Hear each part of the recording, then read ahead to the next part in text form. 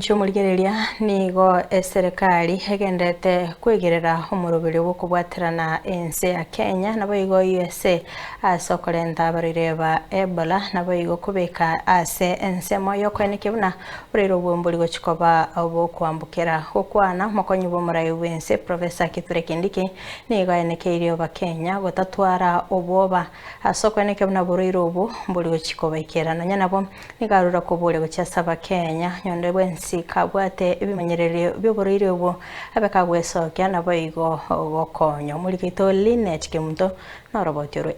Kindiki oyokwana kurwaso omochio Nairobi ni gasabira ba Kenya otenenia chisabari ao anene kogenda chinse chirie cheisiko asebo igate babuna abono endwari yo yaire meri. So we have also heightened our surveillance on our points of entry.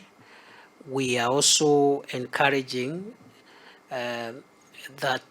Kenyans who want to travel to places where this disease has been reported should consider suspending their visits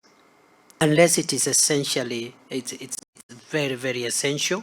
Nigo boigo asabira ba Kenya buno mugwasiri bwo chenu nache kwena na marioga isaine eryo gotanga oborwere bwa Ebola otampokera sogwango mono. I want to also assure members of the public that we are taking measures for infection prevention control. We are also taking measures to provide the necessary operational and logistical support so that in the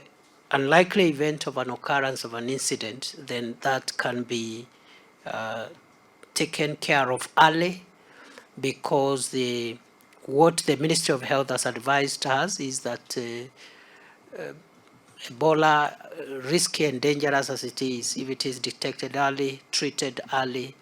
isolated in terms of the patient getting out of the rest of the members of the public,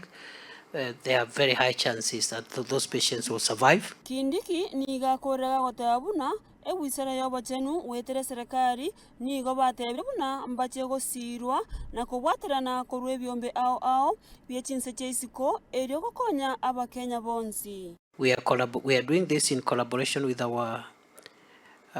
regional and international partners, the WHO, the Africa CDC centers, the US CDC centers, friendly governments, and I must commend the Ministry of Health for the leadership they have shown so far. The government offers maximum support to what you're doing to make sure that you protect our people from this very, very dangerous disease. Ensoko TV, Linet Kemunto.